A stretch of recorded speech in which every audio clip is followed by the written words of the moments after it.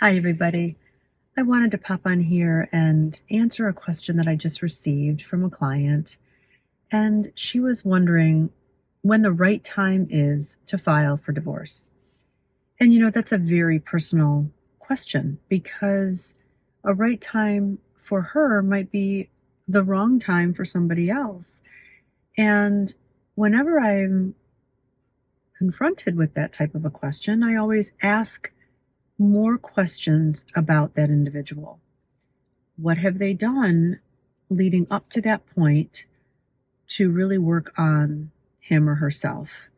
Because you take yourself with you everywhere you go. Now, if there's an abusive situation, of course, you want to have a plan.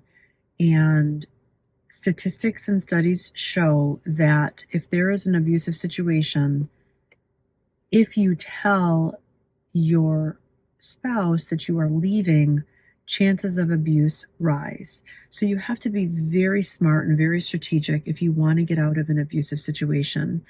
And I can certainly help you through that. I would just need to meet with you one-on-one so that I can walk you through the necessary steps. And that is definitely going to help you come up with a plan to keep you safe and your children safe if you have children. You need to get your ducks in a row. You need to save your money. You need to figure out a safe place to go. And it's not just as easy as leaving. And to muster up the courage to leave if you're in an abusive situation also takes time. So you want to make sure you get yourself together first, not just your emotional and psychological well-being, but every aspect of yourself as well. You need money, you need to figure out where you're going to live, you need to protect your children, etc. So taking out the abuse, if you are just in a normal situation, nothing really is normal, but a typical divorce situation, and you've done everything you possibly can, you've lasted as long as you possibly can, there's no love left, you really don't want to work on the marriage, or let's just say you still do love your spouse, but you just don't see that they're working on anything and you just really want a fresh start. Well, make sure that you have given it enough time to truly understand that the grass is not always greener. And a lot of times what I see when people want a divorce is you are either with somebody else or they're either with somebody else, and then you for sure don't want to work on it anymore, or there are money issues or gambling or addiction. So make sure you know that you're completely done and you don't want to work on it anymore.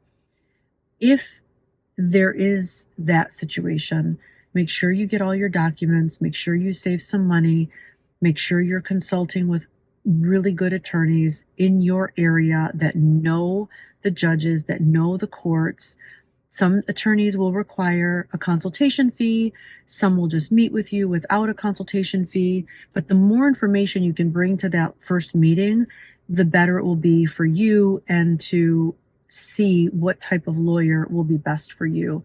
If there is a high conflict situation, whether it's over the children or over money, you want to make sure the attorney that you hire definitely has enough experience with high conflict cases.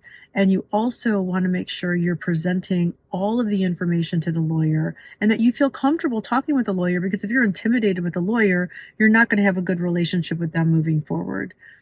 So that's just a few items that you can, think about, that you can really just prepare yourself for. And once you meet with a lawyer and once you really understand what's before you, you'll have a better plan. But if you're contemplating a divorce, it's always better to have that knowledge and to have that meeting. But make sure you don't tell too many people. Only tell your trusted family or friends, not a lot, because it will get back to that other person. And you want to make sure you're absolutely certain. And sometimes it's better to have the upper hand. Sometimes it's better to be the one filing first. Sometimes it's better if the other person is surprised by your filing. So just make sure you don't tell too many people. Be your own best friend for now, because you just never know who will tell that your spouse about your plans or what you want to do. So once you have all of your financial information in place, your mortgage information, the statements, credit cards, houses, cars, any other assets that you may have, make sure any prenuptial agreements that you might have, make sure you get all that together, bring it to the first meeting with your lawyer, and then you'll have a really good understanding of the lawyer that you should hire. And that lawyer you should hire, like I said, should be someone that you feel comfortable with, that you know has a good rapport with the judges and the other attorneys, that won't inflame issues just for the sake of arguing, because the more they make issues where there otherwise are none, the more your legal fees will increase and the more that it will just drag out and be super stressful when it really doesn't have to be. I'm not saying you want to roll over on certain issues. I'm saying you want someone that's more reasonable and level-headed, but can fight aggressively if and when you need that.